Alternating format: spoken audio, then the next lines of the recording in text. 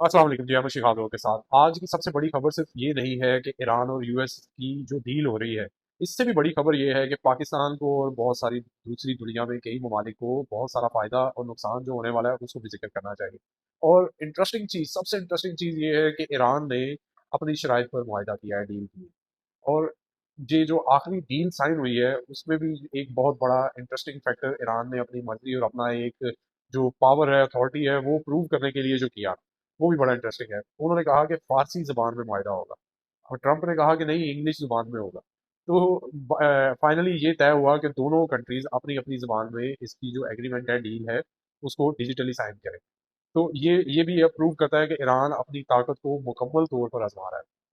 अब जो डील के मेजर नुकात हैं उनमें सबसे जो इम्पोर्टेंट है, वैसे तो बहुत सारे दूसरे भी हैं, लेकिन सबसे जो क्रूशल है वो ये है कि ईरान पर तमाम ऑयल और गैस की जो सप्लाई है, एक्सपोर्ट है, उसकी पाबंदियां हटेंगी। उसकी जो मुंजमद असासे हैं वो वापस किए जाएंगे। उनकी रिकंस्ट्रक्शन वगैरह के लिए जो खर्चा आएगा वो सऊदीया, यूएई और दूसरी कंट्रीज मिलके अदा करेंगे।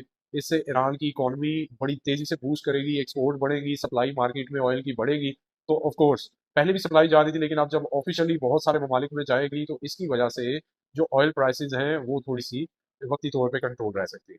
उसका इम्पैक्ट सबसे ज्यादा अगर देखें करीब करीब ममालिक में, तो पाकिस्तान को सबसे ज्यादा होगा। पाकिस्तान का इम्पोर्ट बिल जो है 14 से 20 अरब डॉलर के दरमियान रहता है, डिपेंड करता है इसकी ऑयल की प्राइसेस पे। तो जब ये प्राइसेस 60 से 70 डॉलर में ट्रेड करेंगी तो पाकिस्तान का इंपोर्ट बिल पे 3 से 4 अरब डॉलर का जो प्रेशर है वो कंट्रोल होगा, वो रिड्यूस होगा। डॉलर की प्राइस जो है पाकिस्तान रुपये के जो है मुकाबले में वो थोड़ी सी कम होने का चांस होगा, और शायद ये 250 240 तक आ सकती है। और इसके अलावा जो सबसे मेजर बेनिफिशियल सेक्टर्स होंगे वो chemical sector, cement sector, textile sector सबसे बड़े बेनिफिशियरी होंगे। वैसे ऑयल गैस और रिफाइनरीज और एक्सप्लोरेशन सेक्टर शायद वक्ती तौर पे थोड़ा सा प्रेशर महसूस करे, but oil and marketing companies में सुई, नॉर्दर्न गैस और एसएसजीसी सबसे बड़े बेनिफिशियरी निकलेंगे। अगर कंपनी स्पेसिफिक करके बात की जाए तो सबसे ज्यादा बेनिफिट इनको होगा।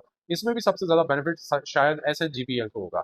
और उसकी पाइपलाइन और वो जैसे पहले भी मुआहदा है, इंटरनेशनल मार्केट में केस भी किया था ईरान ने कि ये मुआहदे की खिलाफ वर्जी है, तो अब हम उसको बड़ी आसानी से मुकम्मल पूरा कर सकते हैं, उसको मुकम्मल कर सकते हैं। इसके अलावा जो सबसे ज़्यादा जो बेनिफिट होगा वो अमेरिका के अंदर जो कंज्यूमर्स हैं उनको होगा। तो वहाँ पे भी इन्फ्लेशन कंट्रोल होगी और वक्ती तौर पे शायद ट्रेड्स और डिफरेंट जो इस तरह की एक्टिविटीज़ हैं वो पहले से बेहतर होने का चांस है।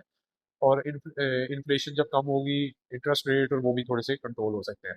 और अगर पाकिस्तान इसका बेनिफिट सबसे मैक्सिमम एक्सटेंट तक उठा लेता है तो मैं आपको कॉन्फिडेंटली बता रहा हूँ कि शायद इंटरेस्ट रेट पाकिस्तान की हिस्ट्री के लोएस्ट लेवल्स पे दोबारा से आ सकता है, और डॉलर की प्राइस जो है 200 से 220 रुपए तक वापस आ सकती है। और ये एक बहुत बड़ा बेनिफिट होगा जिसका आपको नजर आएगा कि स्टॉक मार्केट में तकरीबन तमाम कंपनीज आउट परफॉर्म करेंगी, specially chemical sector, textile sector और सीमेंट सेक्टर, स्टील सेक्टर, या दूसरे जो इंपोर्ट ओरिएंटेड सेक्टर्स हैं या कंपनीज हैं, उनमें आपको बहुत तेजी नजर आएगी।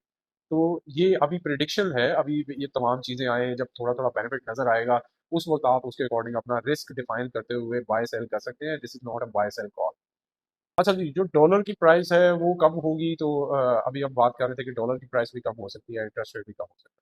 गोल्ड जो है, गोल्ड पर थोड़ी तो वक्ती तौर पे एक प्रेशर रह सकता है, थोड़ी प्राइस इसमें डिप आ सकती है इस मुआहदे के बाद, क्योंकि थोड़ी अनसर्टेनिटी की वजह से गोल्ड ने पहले ही एक बड़ी रैली दे दी थी। तो अब वक्ती तौर पे हो सकता है कि गोल्ड की प्राइसेस थोड़ी कॉन्ट्रैक्ट करे। जो क्रिप्टो मार्केट है उसमें थोड़ी सी तेजी नजर आ सकती है। ऑल दो ये शॉर्ट होगी, शॉर्ट टर्म होगी, लेकिन अभी इसमें लंबे अरसे के लिए एक्यूमुलेशन होना और एक एरिया में क्रिप्टो मार्केट को, बीटीसी, इथेरियम को, सोलाना को काफी लंबे अरसे के लिए एक्यूमुलेशन और साइडवेज होना जरूरी है, जो कि अभी नहीं हो रहे। तो इसका मतलब है कि अभी पुल बैक है, वो इस न्यूज की वजह से थोड़ा सा एक वक्त के लिए अच्छा हमें पुल बैक देखने को मिल सकता है।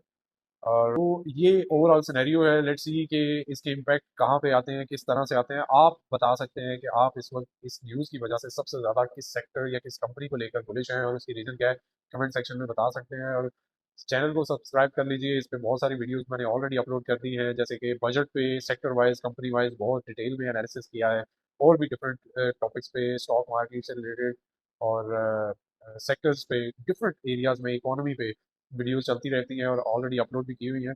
कमेंट करके ये भी बता सकते हैं आपके नेक्स्ट वीडियो किस टॉपिक पे होने चाहिए। बहुत शुक्रिया जी। अल्लाह हाफ़िज़।